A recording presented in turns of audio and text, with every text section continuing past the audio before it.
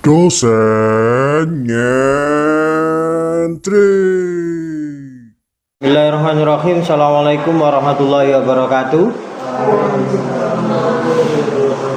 Karena tidak bisa, maka PPT saya kirimkan ke Zen ya. Zen bisa dibagikan ke teman-temannya yang lain.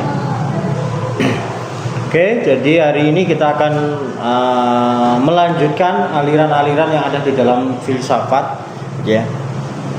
Kita berbicara post-positivisme, konstruktivisme, feminisme, dan profetisme.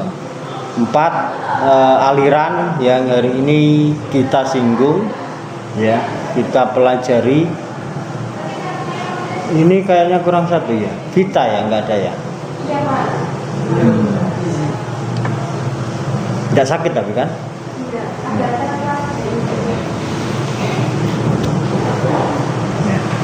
Untuk yang pertama post-positivisme, ini lebih ringkas, saya buat ringkas gitu ya untuk PPT-nya.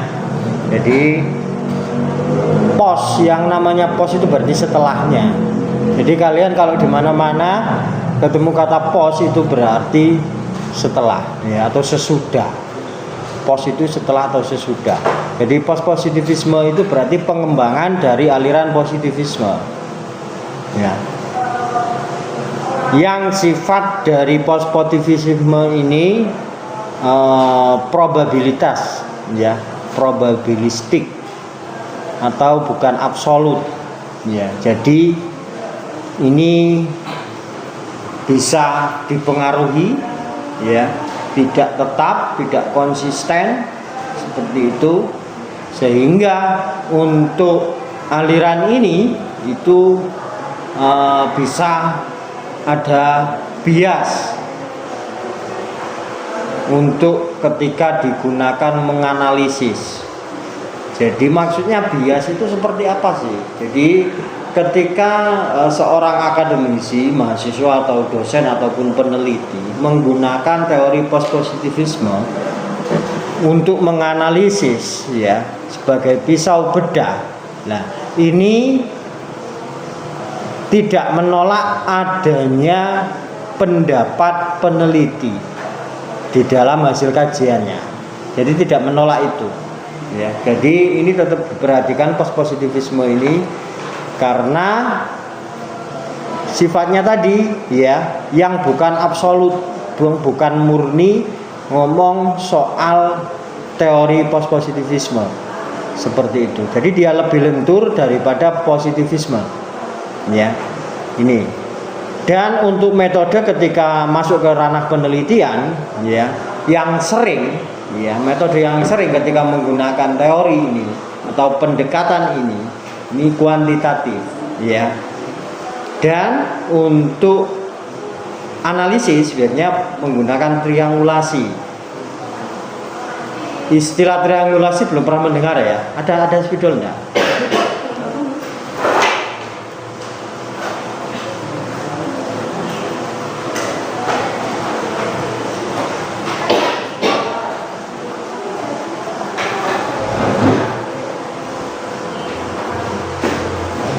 Untuk metode itu metodenya kuantitatif, kuantitas ya.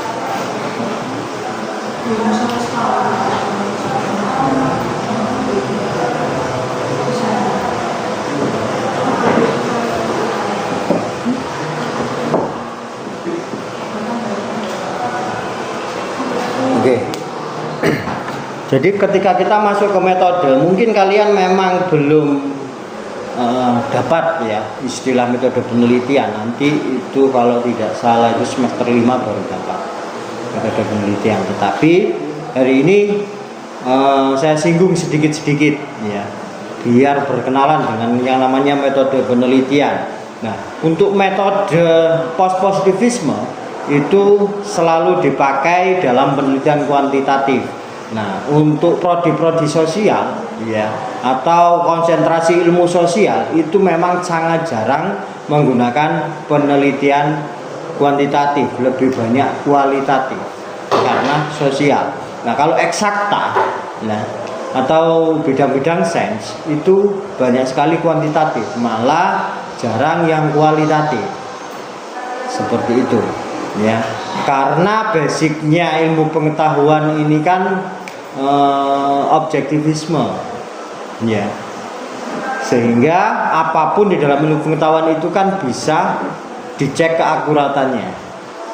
Makanya bidang-bidang sains itu di masyarakat dianggap lebih baik atau punya posisi-posisi terpandang ya. Sepertinya dulu saya pernah menyinggung ya, bagaimana posisi seorang dokter dengan seorang guru di masyarakat ya, pernah ya. Nah, itu bidang sosial dan bidang sains itu muncul di sana ya. Akan tetapi masalah-masalah yang tidak bisa diselesaikan oleh sains biasanya diselesaikan oleh ilmu-ilmu sosial. Seperti itu. Nah, satu contoh kalian dari kecil itu orang tua kalian sudah pakai tabung LPG atau belum? Tabung. Dari kecil itu kalian sudah mengenal tabung berarti ya. Belum pernah melihat pakai kayu bakar ya. Jadi belum ada transisi itu ya. Nah, ini masa transisi itu ya, sosialisasi penggunaan LPG yang menentang itu kalau Jawa Timur salah satunya itu suku Tengger sama suku Samin. Untuk Jawa Timur ada yang tahu di mana itu lokasinya? Kalau Tengger itu di daerah Romo. Ya, kalau suku Samin di Bojonegoro. Ya, wilayah Bojonegoro, Bupati itu menyebar di sana, suku Samin. Nah, ini menolak. Nah, kalau penolakan mereka itu alasannya akan lebih mahal ketika pakai LPG.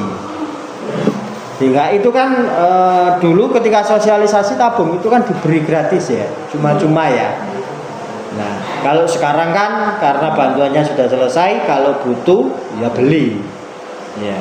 Dan harganya kan juga lumayan di atas 100 ya, 100 atau 150 gitu. Per tabung itulah. Dulu menolak ya. Pakai banyak metode itu selalu gagal memasukkan LPG itu. Ya. Ilmu-ilmu sains dijelaskan dan lain sebagainya itu gratis tapi nggak dipakai. Terus di mana? Nah, awalnya itu hanya disimpan karena tahu nggak dipakai, akhirnya diambil lagi oleh pemerintah.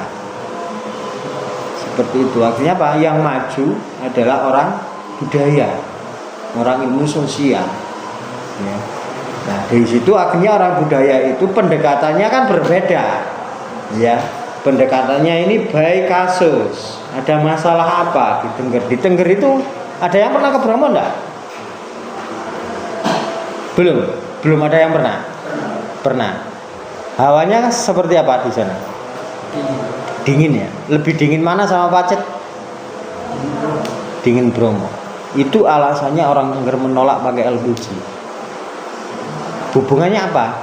Hubungannya ya, karena kalau pakai kayu bakar sambil memasak dia menghangatkan badan. Ya. Tapi kalau pakai LPG ya, itu tidak bisa menghangatkan badan. Ya, karena apinya itu kan terpusat, ya. Kecuali kalau badannya atau tangannya ditaruh di atas ini ya, itu baru terasa hangat. Tapi kalau duduk di sampingnya, ya, kan nggak terasa hangat. Kompor LPG itu, kompor gas itu. Nah, itu alasannya sehingga nanti akan butuh pengeluaran lebih besar. Nah, dari situlah akhirnya penolakan terjadi. Nah, dari sisi budaya akhirnya masuklah dijelaskan. Ini adalah program pemerintah yang gagasannya dijelaskanlah semuanya. Metode pemerintah kenapa memakai LPG. Ya, sampai akhirnya orang sana menerima dan untuk menghangatkan badan tetap pakai kayu bakar. Jadi konteksnya seperti itu dan baru mereka mau menerima. Jadi itu kelebihannya ilmu-ilmu sosial. Ya, ketika ilmu eksak tidak bisa menyelesaikan, ilmu sosial yang menyelesaikan. Itu contoh kecil, ya, contoh kecil. Nah, kalau tragedi yang lebih besar di Papua, ya, Papua ketika terjadi kericuhan di sana, itu kan tidak boleh siapapun masuk, orang asing pasti akan ditembak ketika terlihat itu, ya. Nah, semua metode pemerintahan untuk menyelesaikan masalah itu tidak bisa. Ngirim TNI, mereka juga ditembak. Jadi perang, ya. Ngirim siapapun gagal. Akhirnya ngirim budayawan, ya. Ngirim budayawan ke sana, nah baru bisa berhasil. Ya. Dulu orang teater dari Jakarta yang dikirim. Ya. Gayanya bagaimana? Jadi melalui pertunjukan teater. Orang teater Jakarta itu dikirim melakukan pertunjukan di Papua dan setelah itu, ya, mereka mempersiapkan pertunjukan yang dimainkan oleh orang-orang Papua sendiri. Ya. Karena merasa ini adalah nanti kesana itu memberi hiburan, tidak memberi ancaman. Nah ini masuk. Nah, kemudian kalau mau turunkan senjata, instruksi ini kan sulit kalau tidak orang dekat. Hanya metodenya dulu itu kuncir rambut. Ya, di sana ada budaya kuncir rambut untuk perempuan. Nah, orang-orang teater itu mengunci rambutnya. Ketika ada kunci rambut, itu dianggap mereka satu bagian, satu kesatuan, satu ras. Nah, di sini terjadi sublim. Ya. Antara orang-orang Jakarta dengan orang-orang lokal seperti itu, dan disitulah, ya, perang itu bisa ditengarai. Setiap budaya seperti itu. Kalau ke Tengger, kalian ke Tengger, kalau kalian ingin tiba-tiba sekat dengan orang lokal itu hilang, ya tinggal gunakan sarung untuk yang laki-laki. Ya, Ahmad tahu orang Tengger pakai sarung? Bagaimana tahu? Waktu ke sana nggak ngamati ya. Ya. Orang Tengger itu kan sarung itu kan dipakai selempangan ini. Coba lah di cross check di Google. Orang Tengger lah gitu pasti sarungnya itu bukan dipakai sarung kayak orang sini, tapi di sini di selempang, ya, untuk menghalau dingin. Dan anehnya, ya, anehnya ketika pakai itu memang nggak dingin. Jaket aja setebal apapun masih tembus di sana. Dan anehnya ketika pakai selempangan sarung itu, ya, dingin itu sudah mulai berkurang. Nah ini loh kearifan lokal. Padahal saya dulu pakai jaket tebal berbulu, gitu ya, itu tembus.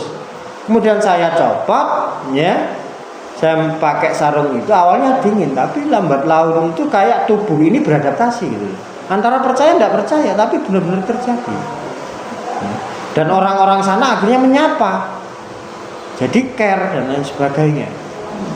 Nah ini loh kearifan lokal, yang kearifan lokal yang dianggap oleh budaya modern sebagai kuno. Ini mulai banyak ditinggalkan kearifan-kearifan seperti itu, ya. Di kita juga banyak, ya. Nah itu terserang yang namanya teknologi. Ya, disitulah sebenarnya kita sedang mengalami krisis, padahal cara-cara nenek moyang itu benar-benar bisa menyelesaikan, ya, permasalahan di sekitar kita, ya. Kalau teknologi bisa memang, tetapi lebih mahal, ya. Bisa memberi contoh apa yang bisa diselesaikan oleh teknologi dan contoh yang tradisional? Ada yang bisa memberi contoh nggak? Misalnya, ini kan teknologi, kita kan sumuk ya, ya sumuk ya. Kita pakai kipas. Kalau yang lebih modern lagi pakai air conditioner atau AC gitu ya.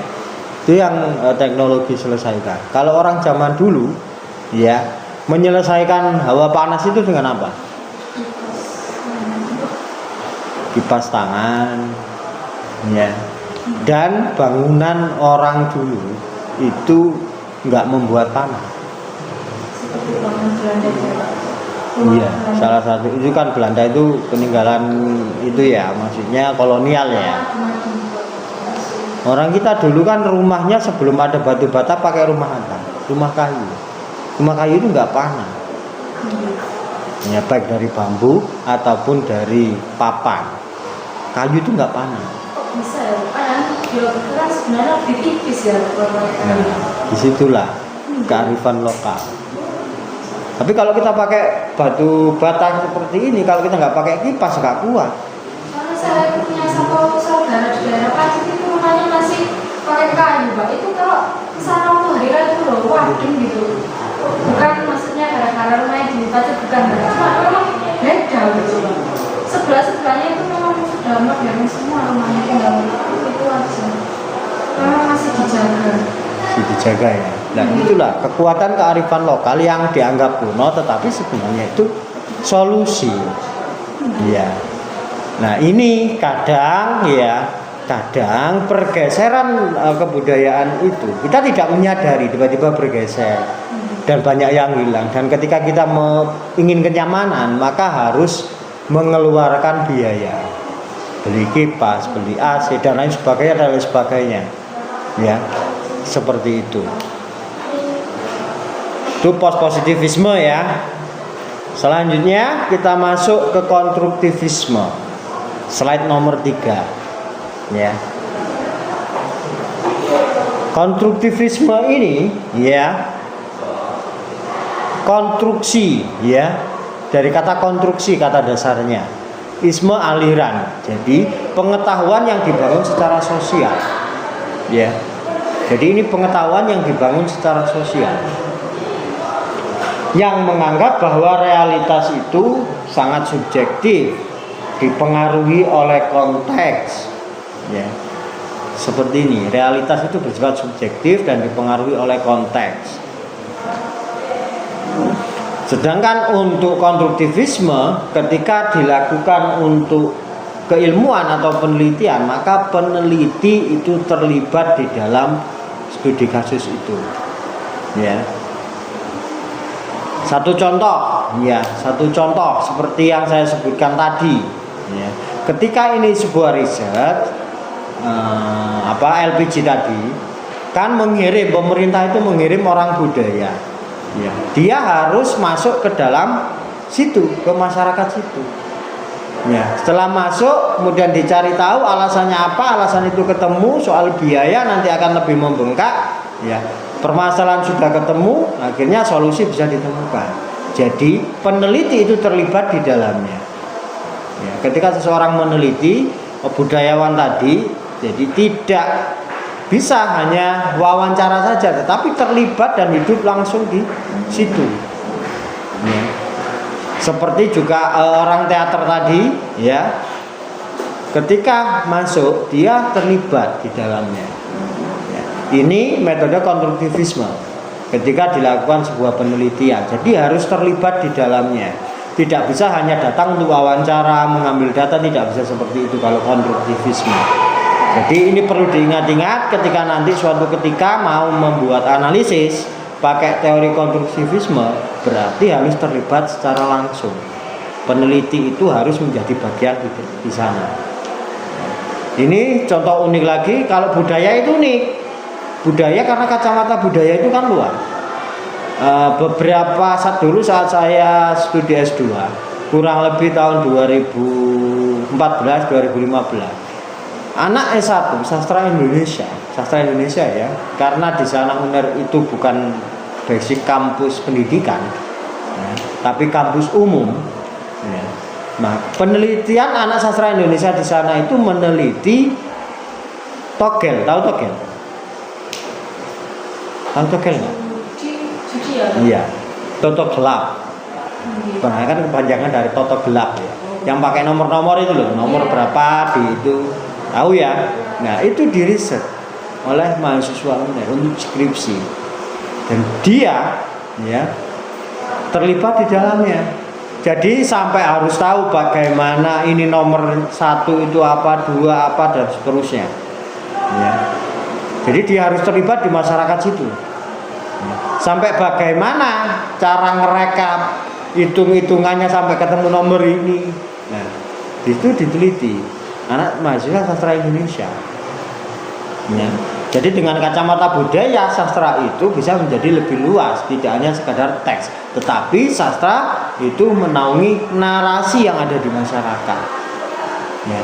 Jadi konteks Totok Gelap itu dianggap sebagai narasi atau cerita, ya.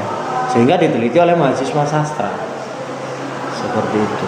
Nah, kalau di Malaysia itu kan sudah legal. Di beberapa negara Totok Gelap itu, atau kalau di luar itu kan namanya apa namanya? Si lotre. Kalau di luar kan disebut lotre. Dan lotre kan dilegalkan di negara-negara lain gitu kan. Tapi kalau di Indonesia kan nggak boleh. Nah, seperti itu. Jadi ketika menggunakan teori konstruktivisme, ya, peneliti harus terlibat di dalamnya. Nah, ini lebih di sini, lebih titiknya ini ke peneliti. Nah, kalau yang tadi post strukturalisme, post positivisme itu tidak harus terlibat.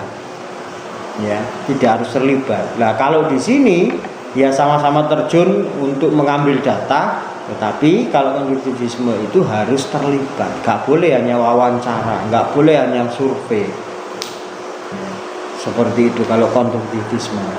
Nah, metode yang beriringan dengan konstruktivisme itu kualitatif dan interpretatif. Ya. Kalau kualitatif seperti yang saya sebutkan itu ngarahnya ke kualitas. Ya. Kalau interpretatif dari kata interpretasi, if itu imbuhan yang artinya sifat, berarti sifatnya menginterpretasikan. Ya. Interpretatif. Nah, anak bahasa Indonesia harus tahu akhiran if itu nanti membentuk apa. Ya, imbuhan if, imbuhan is, ya, if, is, isme, isasi, ya, itu nanti harus tahu ini artinya apa. Ya. Kalau is itu apa? Imbuhan is itu menunjukkan apa?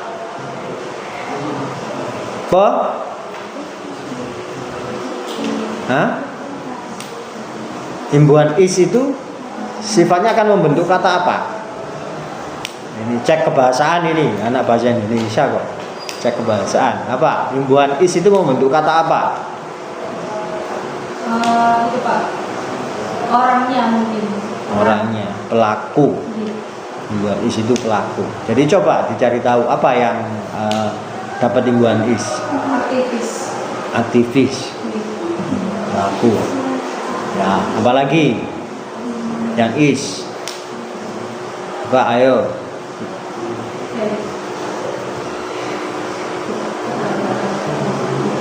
Apalagi, ayo yang imbuhan is. Nasionalis, sosialis, sistematis. Seperti itu ya. Jadi kalian harus tahu. Imbuhan-imbuhan seperti itu harus tahu. Sehingga nanti ketika mau menerka-nerka arti katanya itu gampang. Ya. Oke, saya lanjutkan ke aliran berikutnya, feminisme. Isme, aliran. Feminin, apa feminin? Menyangkut perempuan. Menyangkut perempuan. Jadi aliran tentang perempuan yang menyuarakan hak-hak perempuan. Pokoknya semua tentang perempuan. Aliran ini muncul ketika isu ketidakadilan gender. Ya. Jadi ketidakadilan gender, tahu gender? Ya, oke, jenis kelamin ya. Jadi isu itu akhirnya salah satunya yang dimunculkan lah dulu itu kan seperti orang Jawa ya, tempat perempuan itu di dapur, di kasur, di sumur ya. Itu kan orang Jawa ya, dapur, sumur, dan kasur. Nah, tapi ketika adanya feminisme ini ya, perempuan sudah boleh mengisi wilayah laki-laki di wilayah publik ya, sudah boleh. Jadi pegawai tidak hanya laki-laki tetapi juga ada pegawai perempuan. Nah sekarang kan sudah semakin banyak. Nah kalau dulu sekali ya, perempuan habis maghrib belum pulang itu sudah aneh ya. Tapi kalau sekarang jam 12 malam masih ada perempuan di jalanan. Iya. Dulu masih tabu, tapi sekarang sudah biasa kan? Alasannya toleransi yang pertama, masyarakat Jawa menoleransi itu apa? Kira-kira. Alasannya apa? Bekerja. Karena itu akhirnya anggapan masyarakat sudah mulai terbuka, sudah mulai nggak menganggap miring ketika ada perempuan di atas maghrib ya. Dulu bergeser, awalnya maghrib kemudian jam 9 gitu ya. Nah sekarang sudah di atas jam 12 ya. Kalau di atas jam 2, kalau pabrik itu kan pulangnya setengah 12 ya kalau shift 3. Jadi kalau di atas jam 12 sekarang anggapannya aneh. Karena pabrik tidak akan memasukkan perempuan di jam malam gitu. Tapi yang tidak tertib, pabrik-pabrik yang tidak tertib, ya tetap akan memasukkan perempuan di jam malam. Ya, seperti itu. Nah ini akhirnya muncullah aliran yang ingin menyuarakan ketidakadilan itu. Ini aliran feminisme ya. Yang paling gampang, teori yang paling gampang ya diingat-ingat adalah teori ini, ngomong soal perempuan. Nah feminisme itu gampang melekat biasanya di mahasiswa. Tapi kalau teori-teori yang lain biasanya lupa. Saya pakai teori apa ya mau meneliti, itu biasanya lupa ya. Tapi kalau feminisme ya itu seperti itu, gampang diingat. Nah, kelemahannya apa? Di sini pengetahuannya sering bias maskulin. Maskulin itu tahu maskulin?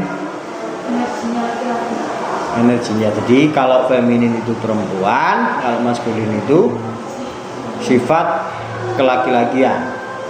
Ya. Apakah ada cewek yang maskulin? Ada. Ya. Tomboy. Seperti itu. Ya. Ini kenapa bias maskulin? Karena ketika yang ngomong soal perempuan itu laki-laki ya, ini hasilnya tidak seperti perempuan yang ngomong atau memperjuangkan hak perempuan. Nah ini loh kelemahannya teori ini. Sehingga ahli-ahli feminisme yang laki-laki itu tetap memenangkan posisi laki-laki. Ya, membela perempuan tetapi masih memenangkan laki-laki. Bias, ya. Walaupun tidak semuanya. Untuk tujuan aliran ini, ya, menunjukkan emansipasi dan juga kesetaraan. Kalau menurut kalian, ya, adanya feminisme itu benar-benar membentuk kesetaraan apa enggak? Ayo coba. Saya ingin tahu pendapatnya. Masing-masing aja Pak. Iya, masing-masing. Ada enggak kesetaraan itu menurut kamu? Ketika kita bicara saat ini kan sudah enggak ada larangan kan perempuan di wilayah publik. Menurut kamu itu ada kesetaraan enggak? Ada. Di lapangan itu setara. Yuk, geser. Siapa? Kamu sekarang? Belum setara, kenapa? Misalnya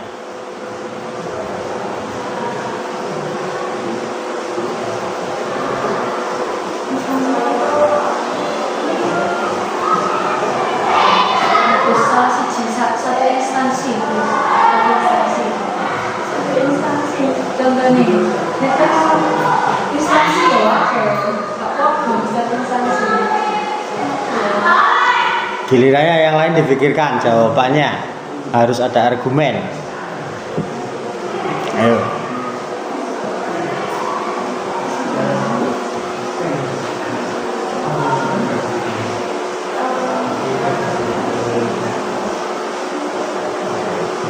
Masih sulit mencari argumen.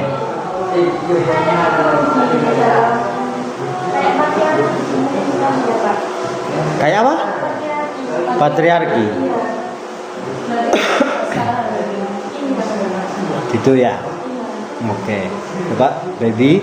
Saya setuju sama Mbak Isma, Pak. Soalnya kalau menyoroti satu Indonesia kan pastinya hanya sekali. Cuma saya menyoroti lingkungan saya sendiri. Di lingkungan saya itu budaya feminis itu masih sangat rendah sekali. Soalnya di sana itu misal kayak saya gitu ya, Pak, kuliah gitu. Orang itu masih memandang itu kayak masih jarang gitu, Pak. Perempuan itu rata-rata setelah SMA mereka kerja. Kalau nggak gitu mereka lontang-lantung sampai umur jodoh baru nikah. Jadi menurut saya perempuan di lingkungan saya itu masih, kalau ngomong feminis masih belum. Tapi untuk kalau di daerah perkotaan mungkin sudah maju. Ahmad.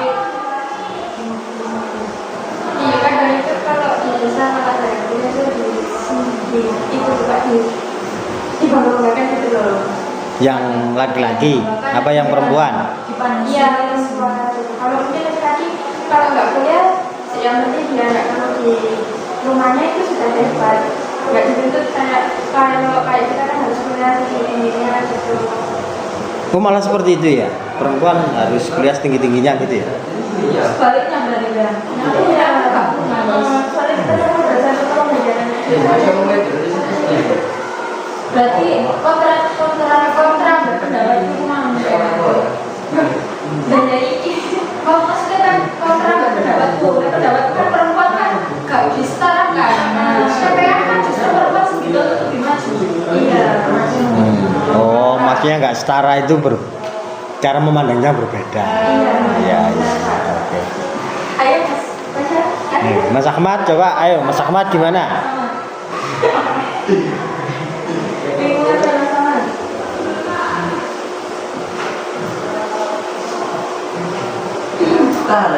Setara. Kenapa? Kan laki-laki itu harus dituntut bekerja. Laki-laki itu. Kalau perempuan enggak.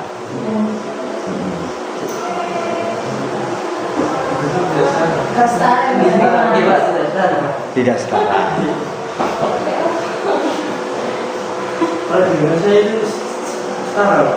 Setara. Bukan ada yang ini itu loh, kerja tapi yang perempuan yang Di kota ini. Oh, ada yang begitu. Iya, bahkan ada yang berdua itu. Ada yang dua-duanya Di bekerja instansi yang sama. di instansi yang sama. Kalau Zen gimana? Setaranya kayak gimana? Ya, seperti masalah. Yang ada yang bilang bekerja, sebabnya bekerja. Terus kata harus makan lagi. Apa ini? Saya dalam kuliah masih jauh sama ya. Sebenarnya bukan dibahas, saya cuma kalau anak perempuan di desa kuliah itu bisa menunjukkan di dalam banggakan kita soal semester.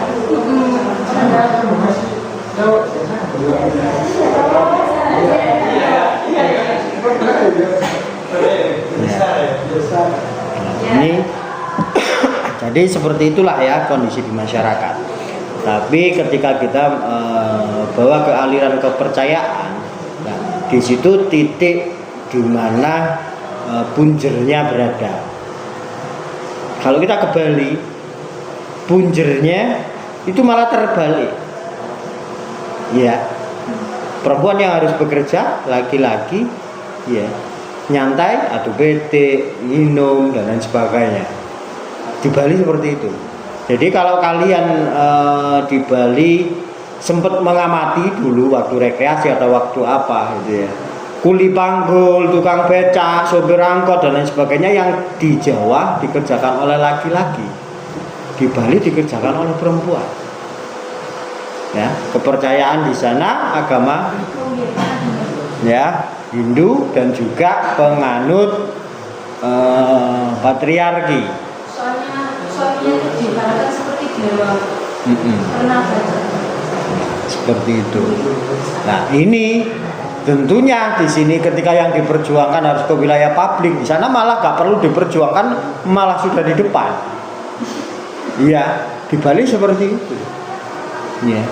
Yang laki-laki malah nyantai. Ya.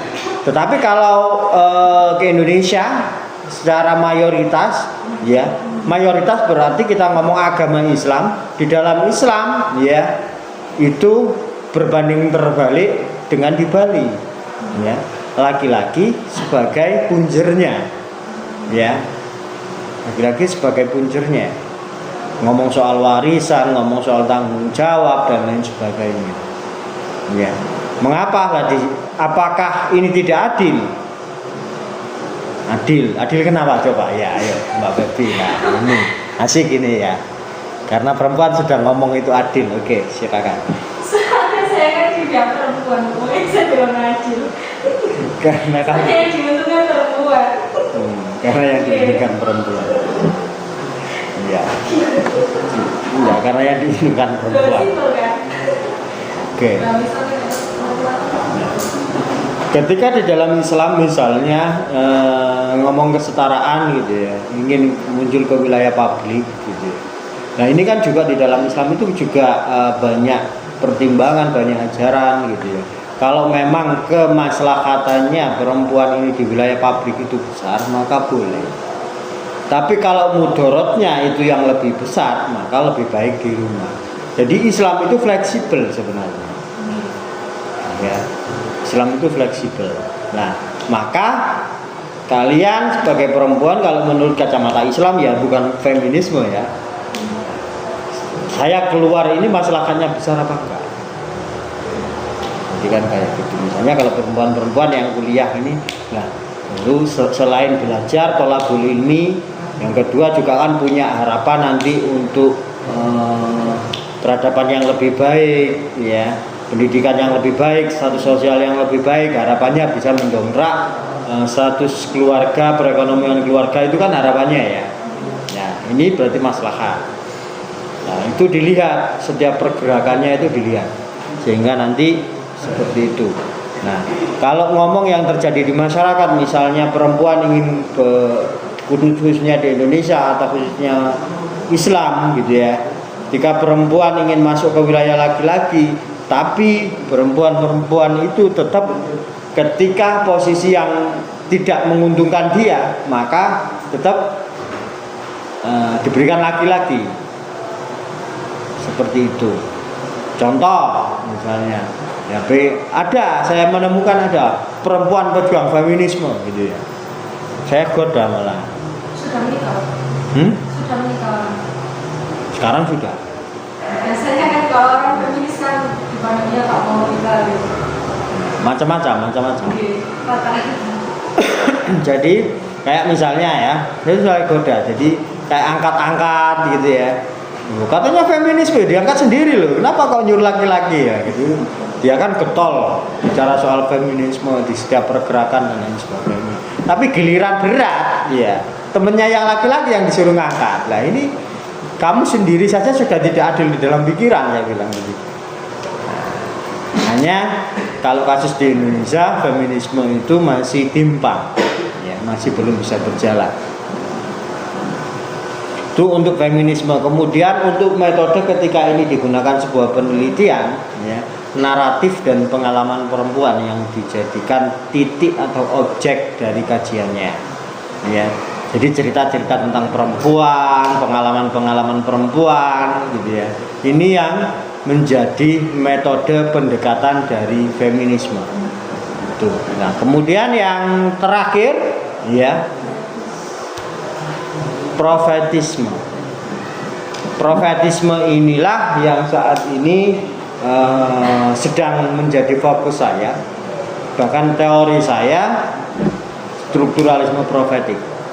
Ya, jadi fokus saya di sini. Ya. Apa sih profetik itu? Kalau dari kata apa? Prophet, dari kata bahasa Inggris, nabi. Ya, jadi aliran yang apa? Seperti itu. Jadi sifat-sifatnya nabi, sifat-sifatnya rasul gitu ya. Jadi ulama-ulama atau tokoh-tokoh gitu ya. Jadi menurunnya itu kan begitu. Selalu ada penurunan makna. Jadi tidak hanya soal nabi, akhirnya tokoh-tokoh agama. Jadi sifat-sifat yang baik. Seperti itu. Nah, ini aliran ini menggemakan itu. Jadi intinya nilai-nilai kenabian atau nilai-nilai kebaikan. Ya. Tidak hanya kebaikan, tetapi juga Nabi itu kan juga meminta meninggalkan keburukan, amar ma'ruf nahi munkar. Ya. Jadi ini kalau Indonesia pilarnya oleh ini 3 teori ini, humanisasi, liberasi dan transendensi. Ini Kuntowijoyo, Profesor Kuntowijoyo, dia sudah almarhum. Beliau juga dosen dan juga budayawan dan juga sastrawan. Ya. 3 konsep ini. Humanisasi itu berarti satu, mementingkan kepentingan kemanusiaan, ya. Liberal berarti pendapatnya umum. Dan yang terakhir transenden itu sikap pencerahan menuju sesuatu yang lebih baik, ya, kesadaran ketuhanan. Jadi seperti 3 pilar ini, ya. Humanisasi itu berarti kuncinya kita sebagai makhluk sosial. Jadi kita tidak boleh yang namanya egois, ya. Kita sebagai manusia tidak boleh mementingkan diri sendiri, seperti itu. Nah, dari kacamata ini ilmu harus membawa kemaslahatan. Sekarang saya tanya, kemaslahatan keilmuan kalian itu bagaimana? Kalian jurusan apa? Bahasa Indonesia. Kemaslahatan keilmuan kalian di mana? Dampak dari ilmu kalian di mana? Kalau ngomong soal dampak, ayo, membawa dampak nggak bahasa Indonesia ini di masyarakat? Jurusan bahasa Indonesia ini beri dampak nggak? Jangan-jangan nggak memberi dampak. Memberi, ya gimana? Babi, coba.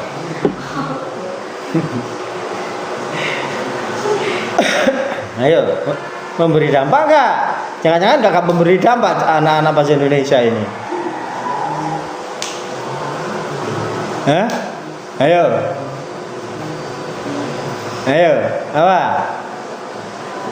apa babi? Sudah bisa menjawab memberi kok, setelah itu gak tahu alasannya. Proses mungkin Pak, lebih tepatnya masih proses. Masih proses. Proses apa ini maksudnya? Proses memberi dampak atau proses mencari tahu? Proses mencari tahu. Ayo yang lain, memberi dampak gak kira-kira?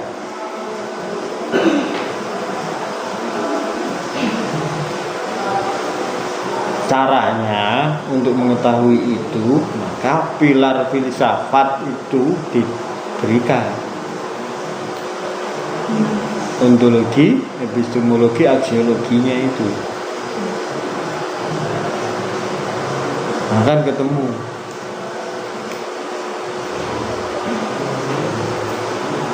Masih ingat aksiologi itu apa? hasilnya. Itu loh Pak, pembuktian dari itu implementasi. Kemudian epistemologi, bagaimana caranya kita bisa mengimplementasikan tersebut. Terus ontologi, apa ilmu yang kita baca. Tanyakan itu ke bahasa Indonesia. Bahasa Indonesia apa berarti?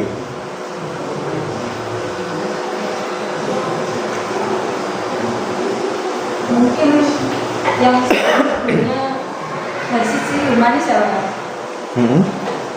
Jadi orang yang awalnya kepribadian kita itu tegaan, terus nggak punya perasaan kayak semenjak kita belajar filsafat ini tuh kita jadi terbuka gitu. Kita sama orang itu punya perasaan, punya empati gitu. Mungkin itu yang paling Belum. Saya tidak ngomong soal filsafat ini. Ngomong soal kalian sebagai anak bahasa Indonesia itu memberi dampak nggak kira-kira? Keilmuan kalian di masyarakat nanti itu memberi dampak nggak? Bahasa Indonesia yang nanti kalian miliki sebagai sarjana, sebagai gelar atau ahli bahasa Indonesia, ya, itu bisa memberi dampak nggak di masyarakat? Itu loh maksudnya. Bukan filsafatnya ini, bukan. Tapi prodi yang kalian ambil sekarang ini loh, jurusan yang kalian ambil kalian bahasa Indonesia ini. Bisanya gimana? Menjadi guru. Itu gurunya, bukan bahasa Indonesianya kan? Bahasa Indonesianya. Kalau guru ya pasti mendidik lah, ya. Apapun jurusannya pasti mendidik. Itu guru. Bahasa Indonesianya. mungkin kita bergeraknya melalui tulisan. Bergeraknya melalui tulisan. Kita menulis biar orang itu pikirannya terbuka dari tulisan-tulisan kita. Bagus. Yang lain? Berarti bisa ya melalui tulisan. Itu kan tulisan itu enggak hanya bahasa Indonesia kan. Anak jurusan matematika yang nulis juga bisa loh ya. Yang otentik ya Pak, dengan keilmuan bahasa Indonesia bisa memberi dampak enggak ke masyarakat?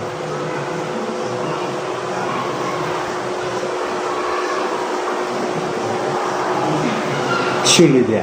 Kayaknya nggak ada ya kayaknya ya. Ini loh kesalahkaprahannya. Dianggap bahasa Indonesia itu, bahkan anak bahasa Indonesia itu menganggap tidak ada dampaknya pelajaran bahasa Indonesia, ahli bahasa Indonesia di masyarakat. Ini terjadi salah kaprah berarti ya. Sekarang ini loh, bahasa Indonesia itu bahasa apa sih? Bahasa ibu, berarti itu bahasa orang Indonesia, ya, yang orang Indonesia.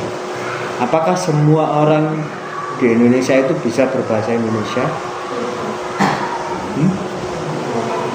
Ada yang tidak, ada yang bisa, tetapi untuk keilmuannya, ya, itu kan tidak semuanya bisa. Gitu ya. Tapi kalau ngomong saja secara lisan semua bisa kan? Bisa. Nah itu dampak, salah satu dampak yang bisa kalian berikan.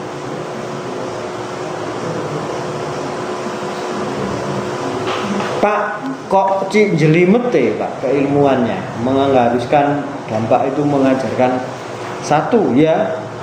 Memang terlihat jelimet dan ribet kan. Nah, itu memang perspektifnya masyarakat. Kenapa? Karena dianggap bahasa Indonesia itu dari dulu sudah belajar bahasa Indonesia, bercakap-cakap juga menggunakan bahasa Indonesia. Ya. Kenapa masih perlu belajar bahasa Indonesia? Itu kan gitu. Memang perspektif di masyarakat itu kan begitu ya kan? Betul kan? Bahasa Indonesia wes, sekarang sebagai mahasiswa bahasa Indonesia semester 1 bahasa Indonesia gampang.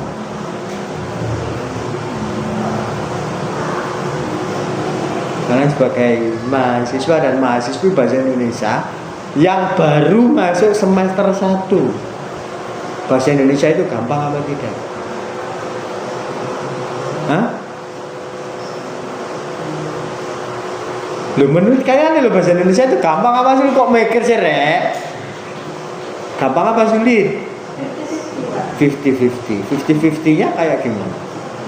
Gampang karena mungkin sudah basicnya kita berbicara sehari-hari misalkan juga di SMA atau SMP juga kan sudah ada mata pelajaran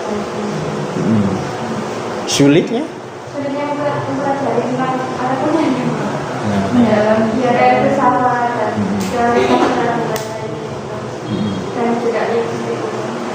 dan juga linguistik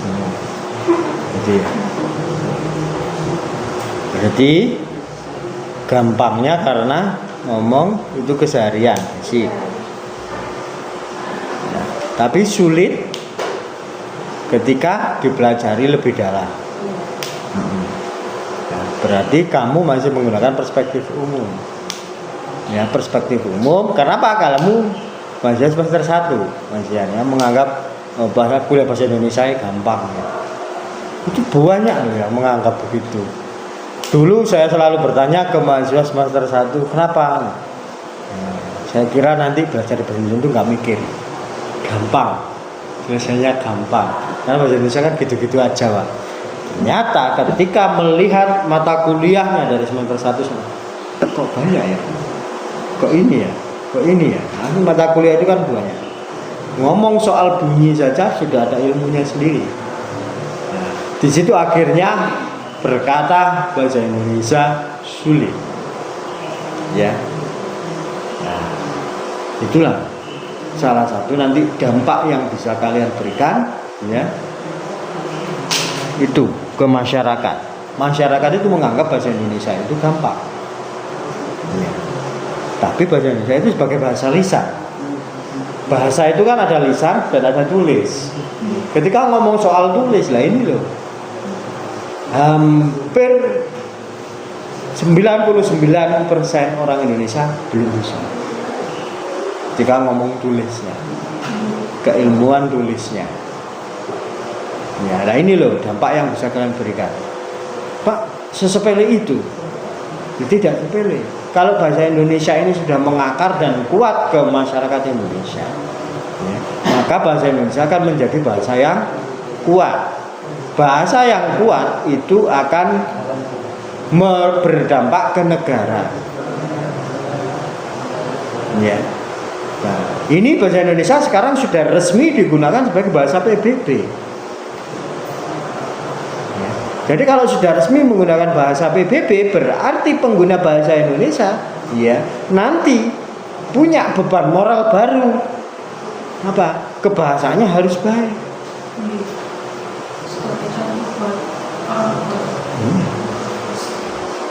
Ini sudah bahasa PBB, sudah bahasa internasional. Jadi di forum-forum resmi sudah boleh. Maka setelah diresmikan Pak Presiden atau menteri-menteri kemarin kan ngomongnya sudah nggak bahasa Inggris, ya, tetapi ngomong bahasa Indonesia. Jadi seperti itu. Jadi dampaknya besar. Nah, semakin diakui bahasa ini oleh negara-negara yang lain, berarti negara ini akan semakin kuat, besar. Ya. Ketika Indonesia sudah mapan, ya, banyak negara-negara yang takut. Wong Indonesia nggak ngapa-ngapain saja itu sudah ditakuti. Kok bisa, Pak? Ya karena sini kaya, sumber dayanya banyak. Mereka banyak yang tergantung. Indonesia pure aja nggak mau setor ke sana misalnya, selesai. Ya, di situ. Tetapi bangsa Indonesianya karena tidak cinta dengan bahasa Indonesia, maka kecintaan dengan negara pun juga kecil. Ya, karena kecil sudah tidak acuh. Ya, acuh tak acuh akhirnya. Ya, kalau sudah acuh tak acuh maka bisa melakukan tindakan yang semena-mena, dan itu yang terjadi di Indonesia. Iya kan, sesederhana itu. Tetapi karena dianggap sederhana, disepelekan. Karena disepelekan, akibatnya seperti ini. Ya, maka Indonesia saat ini adalah butuh orang-orang yang sadar. Ya, cara menyadarkannya, ya salah satunya ya ini, sampaikan bahasa Indonesia. Karena dampak di belakang bahasa itu banyak, ya, bisa dipahami ya. Itu harus bisa kalian. Kenapa kok kuliah bahasa Indonesia bendino lah?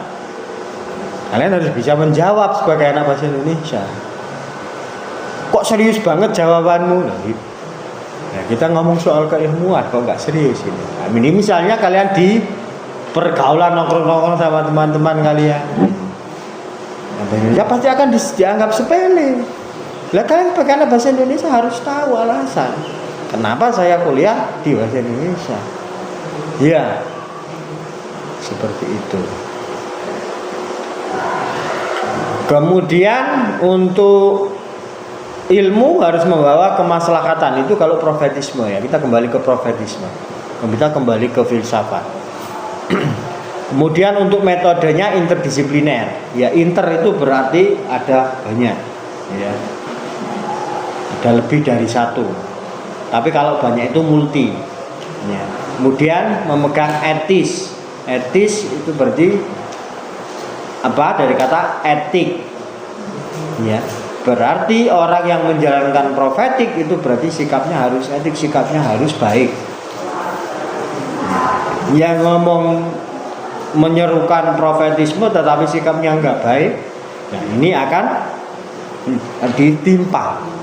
Walaupun ini banyak, ya banyak. Salah satu contoh kan, misalnya ulama-ulama besar, kiai-kiai tetap melakukan salah kan, ya tidak selalu benar kan. Nah ini tetapi selalu ada contoh kasus gitu ya. Ini yang membuat kita, artinya kan kalau yang melakukan itu tokoh-tokoh agama kan terlihat nggak etis, yang melakukan kesalahan gitu kan. Nah ini ya, itu metode yang tidak bisa ditinggalkan. Dan ada yang ditanyakan terkait keempatnya tadi. Ini sekilas saja ya, saya bicarakan sekilas. Kalian harus mendalaminya lebih jauh dengan membaca. Tanpa membaca, kalau kalian, Pak saya baca tapi lupa. Nah, kita sebagai orang Islam berarti kita merujuk ke Imam Syafi'i. Imam Syafi'i itu menyatakan ilmu itu akan hilang ketika tidak dicatat. Ya. Maka kalian kalau membaca, buatlah catatan biar kalian tidak lupa. Itu salah satu alasan saya kenapa saya menulis. Karena saya seorang pelupa. Makanya saya banyak menulis. Ya. Beberapa waktu yang lalu, beberapa hari yang lalu tepatnya, saya menemukan sebuah kitab Al-Filaha. Kitab yang ditulis oleh orang Andalusia. Isinya apa? Al-Filaha, isinya tentang pertanian dan perkebunan. Dan setelah saya telisik, buku itu hanya merupakan catatan keseharian penulisnya. Jadi menanam apa dia catat, ya, merawat hewan apa dia dicatat, ya. Hewan diberi makan apa, terus responnya kayak gimana dicatat. Nah, ternyata sampai akhirnya setiap catatan-catatan itu bisa membuat dia aktivitas berkebun, bertani dan beternaknya bisa menjadi lebih baik. Nah, sampai akhirnya karena itu membawa kebaikan, dibukukanlah atau dikumpulkan, diterbitkan menjadi kitab Al-Filaha itu. Berbasis dari catatan keseharian. Orangnya juga tidak mulu-mulu, tidak punya keinginan menulis buku. Ya. Kalau orang-orang Arab itu kan menyebut buku itu kan kitab. Ya. Nah, itu. Ini ternyata metode Islam tentang pertanian dan peternakan. Seperti banyak catatan-catatan besar kayak yang ditulis oleh saat ini itu ketika kita mau Mojopahit rujukannya adalah Negara Kertagama. Ya, Negara Kertagama itu juga sama dengan Al-Filaha. Catatan perjalanan Raden Wijaya. Tapi ini menjadi naskah babon karena naskah internasional. Padahal catatan. Kalau seandainya dulu Bu Prapanca nggak mencatat itu, nggak ada jejak apa-apa. Itu gambarannya kondisi di Majapahit itu ya Pak? Maksudnya Jadi itu catatan perjalanan lebih tepatnya. barangkali kalau di dalamnya tuh didetailkan keadaannya seperti ini, gambarnya seperti ini, seperti itu. Oh, gitu. Bentuknya itu ya seperti puisi. Makanya itu Majapahit tidak gampang, tidak mudah ditemukan. Karena apa? Bukti, salah satunya bukti itu berupa puisi. Masalahnya puisi itu kan tidak bisa ditebak realitanya kayak apa. Ya, makanya menuju ke situ, kemudian sampai sekarang terus mencari. Ya karena masalahnya catatan perjalanan itu ditulis dalam bentuk puisi. Kalau seandainya sebagai prosa mungkin akan lebih gampang. Nah, disitulah makanya ketika kamu menulis ingin tidak mudah ditebak oleh orang, maka tulislah puisi. Ya. Biasanya penulis-penulis pemula itu biasanya kan banyak curhatnya. Nah, biar gak mudah ditebak ya ditulislah curhatan itu dalam bentuk puisi. Nah, seperti itu kelebihannya. Jadi kalau nggak ada yang ditanyakan, maka saya perlu menyimpulkan bahwa tiap paradigma tadi itu memiliki ciri dan metode tersendiri. Jadi antara satu dengan yang lainnya itu tidak pernah sama. Ya. Ketika ada kemiripan positivisme dengan konstruktivisme, ya ada kemiripan, ternyata ada perbedaan. Di konstruktivisme itu harus terjun langsung. Ya, jadi inilah yang menjadi ciri dan juga metode tersendiri setiap aliran. Ya. Aliran-aliran tadi itu memperkaya filsafat ilmu untuk memandang realitas. Jadi kalau kalian menggunakan kacamata feminisme, maka kalian akan menemukan bagaimana sih perempuan itu. Bagaimana sih kisah-kisah perempuan itu. Ketika ingin mengungkap perempuan, maka kalian menggunakan teori feminisme. Misalnya Ahmad ingin memahami dan menaklukkan perempuan, kamu harus membuat kajian tentang keperempuanan dengan teori feminisme. Kamu nanti akan menemukan, oh perempuan itu begini, akan ketemu. Jadi seperti itu. Jadi pemilihan pendekatan bergantung pada tujuannya. Ya. Itu. Ketika ingin perempuan, mengkaji perempuan, memahami perempuan, maka cobalah menggunakan feminisme. Jadi sifat-sifat rahasia dan mistisnya atau yang disembunyikan oleh perempuan itu akan terkuak di sana. Ya. Kalau mau menjadi ahli perempuan, ya masuklah dan mengambil feminisme. Seperti itu. Oke, silakan. Barangkali ada yang ditanyakan? Tidak ada? Finish? Jika finish, maka cukup sekian dari saya. Saya akhiri. Wassalamualaikum warahmatullahi wabarakatuh. Waalaikumsalam.